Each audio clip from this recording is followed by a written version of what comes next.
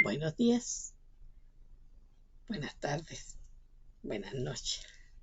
Continuando con el tema del reino de los cielos, quiero detenerme en algo que se llama el Sermón del Monte, que para mí realmente el Sermón del Monte es es una reglamentación, es como una constitución. Dice, voy a leer desde la versión de la Peshita. Viendo Jesús a las multitudes, subió al monte, y habiéndose sentado, se le acercaron los discípulos. Abriendo su boca, les enseñaba, diciendo: Dichosos los pobres en espíritu, porque de ellos es el reino de los cielos. Dichosos los pobres en espíritu, porque de ellos es el reino de los cielos. Dichosos los que lloran, porque ellos serán consolados. Dichosos los humildes, porque ellos heredarán la tierra. Dichosos los que tienen hambre y sed de justicia, porque ellos serán saciados. Dichosos los compasivos, porque para ellos habrá misericordia. Dichosos los de corazón puro, porque ellos verán a Dios. Dichosos los que hacen la paz, porque ellos serán llamados hijos de Dios. Dichosos los que son perseguidos por causa de la justicia, porque de ellos es el reino de los cielos. Dichosos cuando los desprecien y los persigan, y digan cualquier cosa mala contra ustedes falsamente por causa de mí. Alégrense entonces y regocíjense en gran manera, porque su recompensa es grande en los cielos, porque así persiguieron a los profetas que fueron antes que ustedes. Capítulo 5 de Mateo, del 1 al 12. Tenemos que hacer notar que aquí la frase reino de los cielos aparece. ¿Aparece cuándo? Cuando dice dichosos o bienaventurados, que es lo mismo, los pobres en espíritu, porque de ellos es el reino de los cielos. Dichosos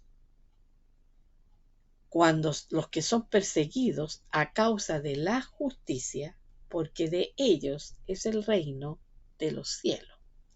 Habla de pobres en espíritu y de ser perseguido por causa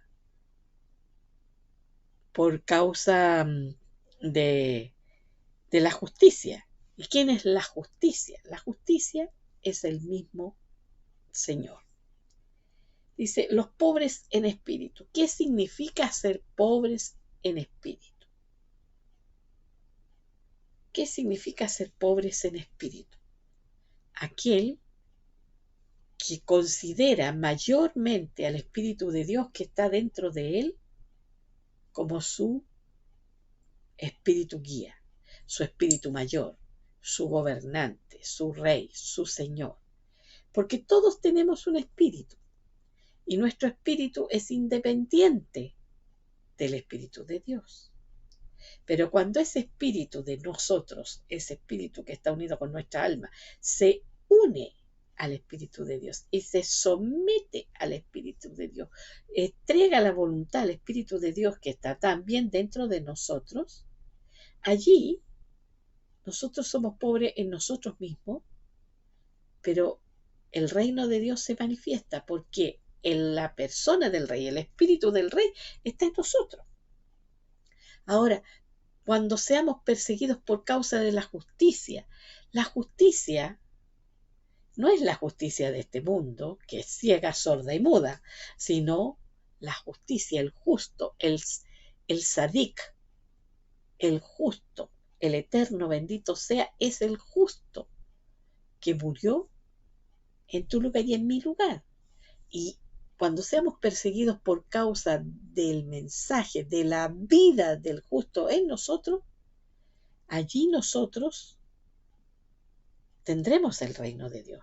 Pero ¿lo tendremos en el futuro o lo tenemos en el presente? El reino de los cielos, el reino de Dios, ¿Se vive ahora o se va a vivir en el futuro? Creo que el reino de los cielos significa, o el reino de Dios significa esa conexión tan íntima con el Creador, que traspasa espacio y tiempo. Entonces lo que se hace en los cielos se hace en tu vida, y en ese minuto el reino de los cielos, el reino de Dios se está manifestando a través de ti. Cuando la persona del rey, que es el espíritu que te está morando, está gobernándote. Él dijo: dichosos los que lloran, porque ellos serán consolados. Dichosos los humildes, porque heredarán la tierra. Dichosos los que tienen hambre y sed de justicia, porque serán saciados. Dichosos los compasivos, o los que hacen misericordia, porque recibirán misericordia. Dichosos los de corazón puro, porque ellos verán a Dios. Dichosos los que hacen la paz, porque ellos serán llamados hijos de Dios. Dichosos los que son perseguidos por causa de la justicia, porque de ellos es el reino de los cielos. Dichosos cuando te desprecien y te persigan y digan cualquier cosa mala contra ti falsamente por causa del Rey. Alégrense, regocíjense en gran manera, porque la recompensa es grande en el cielo, porque así fueron perseguidos los profetas que fueron antes que ustedes. Entonces, hay una diferencia en este sermón del monte con las instrucciones que se le dieron primeramente a Moisés en el Sinaí. Allí era ojo por ojo, diente por diente. Pero la justicia de Dios se hizo carne, vino, y nos llama a vivir ahora por la justicia y por la paz, y por el perdón. Esa es la diferencia, es lo que se viene a acoplar a la ley que fue recibida por Moisés. Aparte de todas las instrucciones de cómo conducirte, porque no es solamente ojo por ojo, diente por diente, el que hace esto recibirá esto, no, hay un montón, una gran cantidad de instrucciones para vivir en paz. Ahora, lo que está agregándose aquí es que si nosotros vivimos ya no por nuestro gobierno propio, nuestro yo natural, sino que cedemos nuestro derecho de gobernarnos al Espíritu de Dios que mora en nosotros, entonces dejamos de ser ricos en nosotros mismos para ser pobres en el Espíritu nuestro, para que el Espíritu de Dios me gobierne.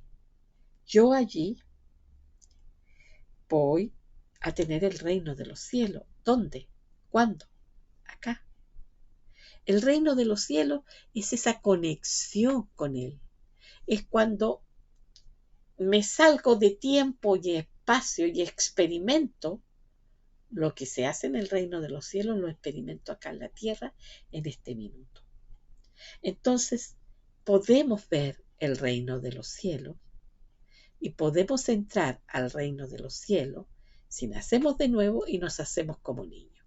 El que nace de nuevo, de agua y del Espíritu, y nace diariamente, porque diariamente reconoce que ya no vive él, sino que vive aquel que vino a ser morada en mí para reinar, para gobernar en mi vida, y nuevamente cedo voluntariamente mi deseo, mi voluntad al Rey de los cielos que vive en mí.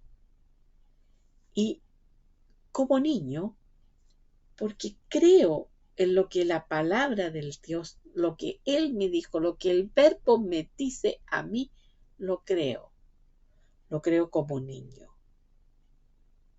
Dice, todo esto que está acá, y después continúa hablando de lo que es el reino de los cielos acá, en la tierra. Dice, ustedes son sal de la tierra, pero si la sal se torna insípida, ¿con qué será salada? Ya no sirve para nada, sino para ser echada fuera y hollada por el hombre. Ustedes son luz del mundo. Una ciudad edificada sobre un monte no puede ocultarse. ¿Qué nos está diciendo? Que si hemos recibido, si hemos nacido de nuevo, si somos como niños y tenemos el Espíritu de Dios morando dentro de nosotros, es para que sanemos con la sal las heridas que hay en nuestro alrededor. La sal se usaba para muchas cosas en la antigüedad, para curar heridas, para preservar carnes y alimentos. Entonces, pero cuando esa sal se forma insípida, no sirve. Y nosotros somos luz del mundo. Y estamos en una ciudad alta para iluminar. Pero cuando esa luz es tiniebla, no ilumina. Nadie dice enciende una lámpara y la pone debajo de la mesa, sino en el candelero para que alumbre a todos los que están en la casa. Por lo tanto, si tú y yo estamos naciendo de nuevo y siendo como niños, viviendo en el reino de Dios, experimentando el reino de Dios acá, en la tierra, en la presencia del Rey que me gobierna, y yo sometido, sujeto, obediente al amor de los amores que está en mí, entonces me transformo en sal, porque mi vida es salud para los demás, es sanidad para los demás, es paz para los demás, es armonía para los demás, y me transformo y soy luz, ilumino. ¿Y qué es lo que puedo iluminar? La oscuridad. La oscuridad tiene que ser iluminada por la luz. Él también dijo, no piensen que he venido a abolir la ley y a los profetas. No he venido a abolir la ley, sino a cumplir. Y las demandas de esa ley que están originalmente en esas palabras que Dios le dio a Moisés, se hacen mucho más estrictas. Recuerda, cuando él le pregunta a un joven, le pregunta qué es lo que tiene que hacer, y le dice, bueno, los mandamientos los conozco. ¿Cuál es el primer mandamiento? El principal, amarás al Señor tu Dios con toda tu alma, con toda tu mente, con toda tu fuerza, y a tu prójimo como a ti mismo. Pero el Señor le dice, ya, está bien, pero yo os digo que debéis amaros como yo os amo. ¿Y cómo amó Él? Él se entregó por entero. Entonces, si yo me entrego a los demás, a mi familia, a mis vecinos, a mis amigos, estoy allí para ayudar, para servir, para hacer misericordia, para iluminar, para sanar. Estoy trayendo el reino acá en la tierra. No pensemos en un reino político. No pensemos en un gobierno político. Los gobiernos de este mundo, todos sean monarquía, democracia, son imperfectos y no se parecen en nada al reino de los cielos.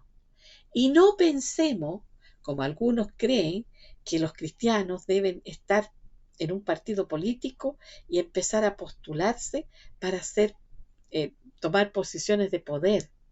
No es a lo que nos ha llamado el Padre. El Padre nos ha llamado a vivir el reino de Dios acá en la tierra. ¿Cómo?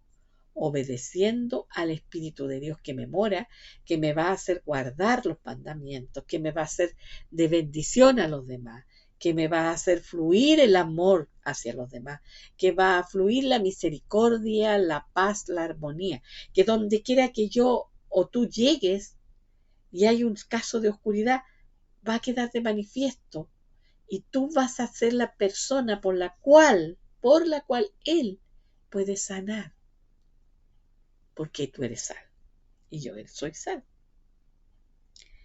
Dice, porque de cierto les digo que hasta que los cielos y la tierra dejen de ser, ni una yod, que es la letra más pequeñita pero más importante del abecedario del alefato hebreo, ni una tilde de esa ley va a dejar de ser, hasta que todo se cumpla. Entonces, ¿es importante considerar los mandamientos? Sí. la vida del Espíritu dentro de nosotros tiende a cumplir esos mandamientos. ¿Quién los rechaza? Nuestra carne, nuestra voluntad, nuestro yo personal. Pero hay que recordar que ese yo personal está sujeto a ese Espíritu de Dios que está dentro de nosotros. Y para eso debe morir día a día el yo y nacer de nuevo en el Espíritu, día a día. Así veremos el reino de los cielos, el reino de Dios, manifestado aquí y ahora. Si les gustó este video, denle like y compartan.